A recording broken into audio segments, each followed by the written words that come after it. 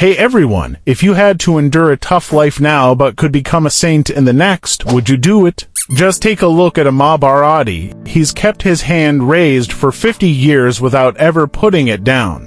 Before 1970, Bharati worked at an Indian bank and had a family with 3 kids. But one day he had a dream where he felt called to become a monk and live a holy life, free from material concerns. So, he decided to give up everything including his family, friends, and job to dedicate his life to the Hindu god Shiva. Shiva is one of the main gods in Hinduism. After leaving his family, Bharati began living as a sadhu.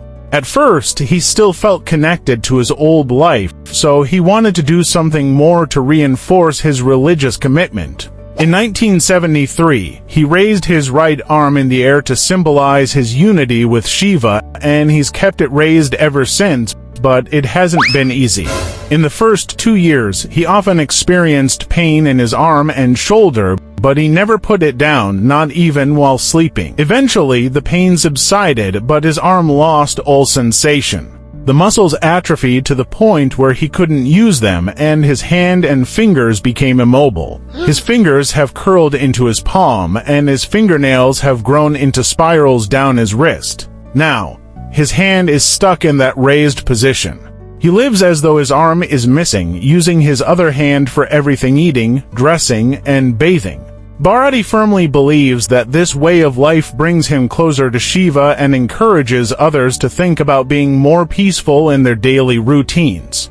You might wonder if his hand can be lowered. This question is challenging even for doctors because no one has ever kept their hand raised for such an extended period. However, some experts have looked into it. There's no longer any blood circulation in Bharati's right arm, which has caused irreversible damage. This means that if anyone tried to lower his arm, it could likely break at the joints and might even be severed completely.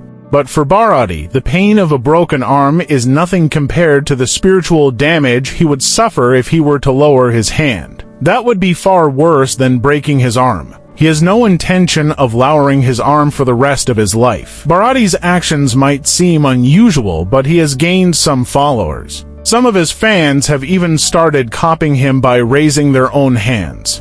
People like Bharati are known as sadhus in India. They've given up worldly life to follow a strict path of spiritual discipline because they believe this can purify the soul, bring them closer to God, and possibly even make them a god after death. In India, you can see all kinds of sadhus practicing various extreme rituals.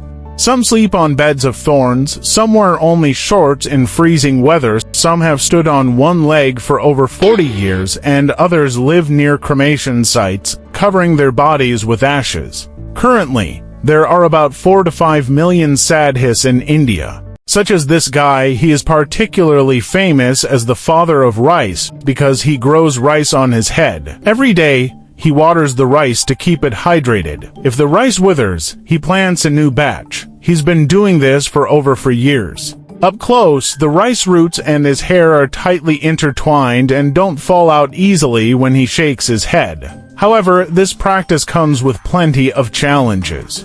For example, Amarjit hasn't bathed in for years, which gives him a strange smell that people tend to avoid. He also can't lie down while sleeping because it might damage the plants. Amarjit views these difficulties as part of his spiritual discipline. Years ago, he was in a car accident while drunk, which led to the loss of his wife and kids. During this time, his hometown faced a severe famine. Seeing all the suffering, he hoped that by doing this, he could inspire people to grow more food and help save lives. Another famous Indian ascetic you might have seen in photos is Prahlad Yani. He claimed to have lived for over 7 decades without eating or drinking anything. He said when he was 8 years old, a goddess touched his tongue with her finger, and since then he hasn't consumed any food. He attributes his survival entirely to the energy he gets from meditation and ancient, mysterious yoga practices. In 2003, Dr. Sudhir Shah and other doctors at Sterling hospitals observed Yani for 10 days in a sealed room. They reported that during this period, he didn't eat or drink anything, nor did he use the restroom, although it seemed like urine was forming in his bladder. After 10 days, Yanni looked good. Despite these observations, the doctors remained skeptical. So, in 2010, Dr. Sudhir Shah and a team of 35 researchers from the Defense Institute of Physiology and Allied Sciences, along with other organizations, conducted another round of observations and tests on Prahlad Yanni. This time, the monitoring was even stricter. They used CCTV cameras for round-the-clock surveillance and conducted personal observations. Yanni also underwent MRI, ultrasound, and X-rays, all while being continuously recorded on video. To help the doctors verify his claims, Yanni agreed not to bathe during his hospital stay. Each day, he was given 100 milliliters of water to brush his teeth and rinse his mouth.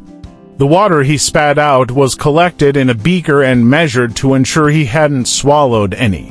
Over the 15 days, Yanni didn't eat or drink anything, and he didn't pee or poo. After the study, the researchers were amazed to find that while Yanni's weight had dropped slightly, he was still in perfect health. These two studies really baffled the researchers, since typically, a person would die after 15 to 20 days without water. For the medical science, this is not possible. 60 years without water or food or energy? I simply don't believe it. That's impossible. I've gotten out of the habit of saying it's impossible. Instead, I just say I can't imagine it. In India, there's an entire tradition of the renunciation of food. When the news broke, people all over the world were buzzing, with many wondering if perhaps a divine presence really does exist. Some experts were thrilled by the results, believing they might help develop survival strategies for natural disasters, extreme stress conditions, or even future space missions to the Moon and Mars. However, many people felt the study wasn't rigorous enough. First, Yanni's activities weren't monitored closely enough. He sometimes moved out of the CCTV camera's view and was allowed to receive visitors and even leave the sealed room for sunbathing. Second, there were questions about why the same hospital and doctors were involved each time, with calls for more evidence and public access to Yanni's medical examinations. Additionally, Yanni was observed bathing occasionally during the study. When questioned, Yanni explained that he had a hole in his palate, which allowed him to go without food and water. Later, DIPAS announced plans to conduct further studies based on the data. But as of now, the results of these studies have never been published or subjected to peer review. Yanni passed away in 2020, so the truth remains unknown.